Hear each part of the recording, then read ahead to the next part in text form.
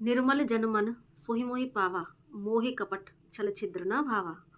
तो श्री रामचरितमानस में गोस्वामी तुलसीदास जी ने स्पष्ट शब्दों में लिखा है कि भगवान राम या ईश्वर हमेशा उन्हीं लोगों को प्राप्त होते हैं जो कि बहुत ही साफ हृदय के होते हैं।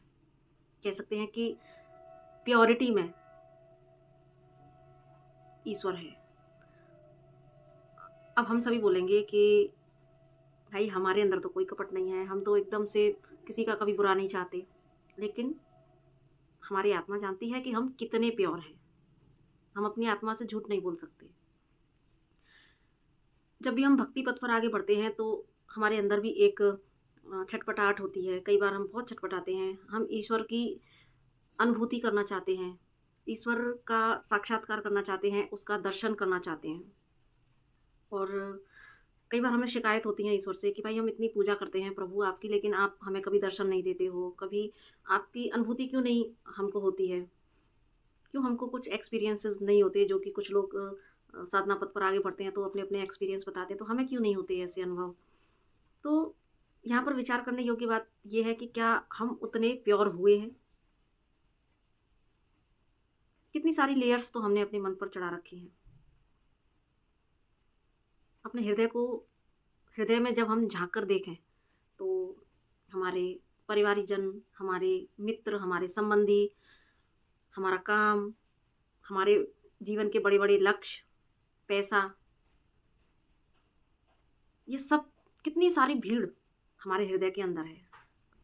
और उस भीड़ में फिर हम उस ईश्वर को अगर खोजना चाहें तो उस ईश्वर का स्थान कहाँ है। ईश्वर, क्योंकि वो ईश्वर है, एक शक्ति, एक इस सृष्टि का निर्माता, सारा ब्रह्मांड। अब उसको हृदय में धारण करने के लिए कुछ तो जगह चाहिए होगी। अब जगह तो हमने इतने सारे लोगों को दे रखी है, इतने सारे अपने फ्यूचर प्लान्स को दे रखी है, अपने करियर, पैसा, सब कुछ को दे रखी है। और उसमें से भी जो थोड़ा बहुत समय बचता है वो हम ईश्वर को देने का प्रयास करते हैं। लेकिन उसमें भी उसको भी हम सिर्फ एक ड्यूटी समझ के करते हैं कि चलो हमारे यहाँ भगवान की मूर्तियाँ या भगवान की तस्वीर स्थापित है तो हमने उनको नहला दिया, धुला दिया, भोग लगा दिया, शयन करा दिया। और उसके बाद इतना सा करने के बाद हमको लगता है कि हम बहुत पूजा करते हैं और फिर उम्मीद करते हैं कि ईश्वर हम पर कृपा करे। और तो ईश्वर जानता है हम ईश्वर के साथ भी कहीं ना कहीं छल कर रहे होते हैं। जितना टाइम हम अपने सगे संबंधियों के साथ या हर रिश्ते को बचाने की जो भी हमारी कोशिश होती है, या अपने काम के लिए, अपने लक्ष्य के लिए हम जो भी एफर्ट्स करते हैं, जितना टाइम हम और चीज़ों को देते हैं जीवन में, क्या कभी ईश्वर को टाइम दिया। ईश्वर ने तो कहा है कि मुझे आप अपने हर चीज़ में से सिर्फ 10% उसको चाहिए। अपने समय में से 10%, अपनी जो आपकी आमदनी होती है उसका 10%, हर चीज़ का 10% उसको सिर्फ चाहिए। आपका समय सिर्फ उसको 10% चाहिए। क्या हम दे पाते हैं? अगर 24 घंटे का 10% निकाला जाए तो 2.5 घंटा होता है। लेकिन हम 2.5 मिनट में ही जल्दी से पूजा पाठ करके और कंप्लीट करने की कोशिश करते हैं।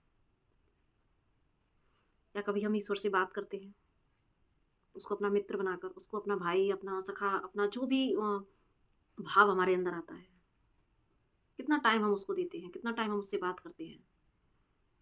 हम यहाँ पर भी तो छल करते हैं ईश्वर के साथ। जब हम ईश्वर से ही छल करने से बाज नहीं आते तो कहाँ हैं हम प्योर, और कहाँ हमारे अंदर वो पात्रता है कि हम उस ईश्वर की ब्लेसिंग्स को रिसीव कर पाएँ। और ऊपर से जो काम, क्रोध, लोभ, मोह, अहंकार, ये जो पंच विकार हैं, वो आके जमावाड़ा कर लेते हैं हमारे हृदय पर। पहले से ही भरा हुआ था, बाकी ये आके फिर 5 विकार और कर लेते हैं। तो इतना सारा हौच-पौच जो हमारे हृदय में है, उस हौच-पौच में ईश्वर कहाँ है? ये हमें सोचना है। ईश्वर सिर्फ़ हमारे कहीं थॉट प्रोसेस में तो नहीं है कि सिर्फ़ हमने थोड़ा-सा ध्यान बस उनका नाम स्मरण कर लिया। हालाँकि कहते हैं ना, रामायण में तो ये भी लिखा हुआ है कि कलयुग केवल नाम आधारा। कि आप सिर्फ़ नाम सुमिरन करोगे तो ईश्वर आपके अंग संग रहेंगे, ईश्वर आपका साक्षात्कार कराएँगे। लेकिन कौन-सा नाम? और किस इसकी क्या प्रोसेस है? वो नाम शब्दों वाला नाम नहीं, वो नाम, वो जो आदि नाम है, जो हमारी श्वासों में रमण कर रहा है। हर आती-जाती श्वास में जितना कि जैसा जिसका कि एक जो प्रोसेस है वो 108 108 बार क्रम में जो साँस हमारी चलती है, वो एक संकेत है और उसी के बिहाफ़ पर 3D में, इस भौतिक जगत में एक माला की जो काउंटिंग है वो 108 रखी गई, क्योंकि इसके पीछे एक लॉजिक है। और वो साँसों की जो रमण करने की जो प्रक्रिया है वो 108 के टर्न में होती है। उसके अकॉर्डिंग वहाँ संकेत रख दिया गया माला का। तो ईश्वर का जो शाश्वत नाम है, वो नाम हमारी श्वासों में जो रमण कर रहा है, उस नाम का हम कितना सुमिरन करते हैं। उसको तो ऐसा भी नहीं है कि हमें उसके लिए स्पेशली हमें टाइम तो ईश्वर के लिए निकालना ही है, क्योंकि हम ईश्वर से कनेक्ट होना है तो हमें ईश्वर से बात करनी है।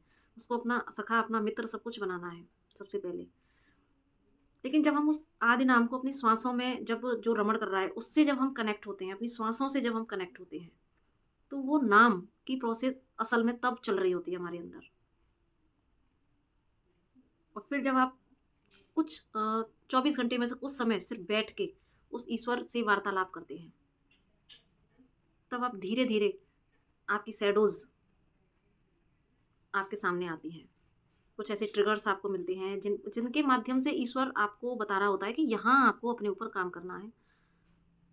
आप कैसे प्योरिटी में आ सकते हैं। यकीन मानिए, आप अपने अवगुणों को भी अगर ईश्वर को समर्पित करते हैं, तो ईश्वर आपको प्योर करने का ज़िम्मा वो भी खुद ही ले लेता है।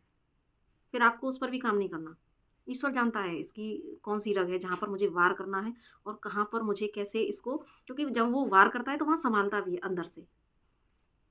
तो उसको पता है आपकी किस पॉइंट पर आपको ट्रिगर करना है, जहाँ पर आपकी शैडोज़ बाहर आएँ और कैसे वो हील हों। तो यहाँ पर अगर हम खुद को, ईश्वर को, अपने अवगुणों को भी समर्पण करते हैं कि भाई प्रभु, मैं तो अवगुणों की खान हूँ। मैं तो सिर्फ़ पाप कर्म ही करता आया हूँ। तो मैं अपने आप को सिर्फ़ आपके, अपने अवगुणों को भी आपके श्री चरणों में समर्पित कर रहा हूँ। तो आप ही मुझे रास्ता दिखाइए और आप ही मुझे हील कराइए और मुझे प्योरिटी में लेके आइए। तो जब आपकी ये प्रार्थना होगी तो यकीन मानिए, ईश्वर आपको अपने आप ही वो रास्ता दिखाएँगे, आपको हील करेंगे। और फिर जब आप धीरे-धीरे, धीरे-धीरे आपका कॉन्शियसनेस का लेवल ऊपर होगा और आप ईश्वर को हर पल अपने साथ, अपने अंग-संग महसूस करेंगे। ईश्वर की उस गाइडेंस को आप आते हुए महसूस करेंगे। फिर आपसे गलती होने के चांस बहुत कम हो जाएँगे, क्योंकि आपकी हृदय में वो बैठा हुआ, क्योंकि अगर आपको यहाँ स्थान देना है उसको, अगर आपने उनको यहाँ स्थान दिया और उसको प्रायोरिटी पे रखा, तो वो हर एक कदम पर आकर आपको गाइड करेंगे। तो यही मैसेजेज़ आपको डिलीवर करने के लिए बोला गया, तो एज़ इट आपसे कन्वे कर दिया है। तो इस मैसेज का सार ये है कि उस प्रभु से वार्तालाप करें, उससे अपने दुख-सुख बोलें। उसके साथ छल नहीं कर सकते हम। जब हम इस प्योरिटी में आएँगे, तब वो ईश्वर एक परमानेंट प्लेस आपके इस हृदय में बना लेगा, वो कभी छोड़ के नहीं जाएगा, क्योंकि वैसे तो ईश्वर है ही हमारे अंदर, लेकिन हम ही अपने कर्मों से अपने ईगो माइंड से हम उस पर, जो हमने अपनी आत्मा पर लेयर चढ़ा रखी है, उसकी वजह से हम उस ईश्वर का साक्षात्कार नहीं कर पाते। अदरवाइज़ ईश्वर कहीं बाहर नहीं है, ईश्वर हमारे खुद के भीतर है। बस उसको देखने के लिए हमें अपने हृदय को एकदम से साफ, एकदम से प्योर बनाना होगा और सबसे अनकंडीशनल लव करना होगा। और ईश्वर और प्रेम, ये दोनों एक ही सिक्के के पहलू हैं। जब हम इस प्रेम की फ्रीक्वेंसी में आ जाते हैं, इस अनकंडीशनल लव की फ्रीक्वेंसी में आ जाते हैं, प्योर बन जाते हैं, तो हम, फिर वो चरितार्थ हो जाता है अहम ब्रह्मास्मि, क्योंकि ईश्वर प्रेम है। तो इसी के साथ नमस्ते। अगर पसंद आए तो लाइक, सब्सक्राइब और शेयर ज़रूर से कीजिएगा।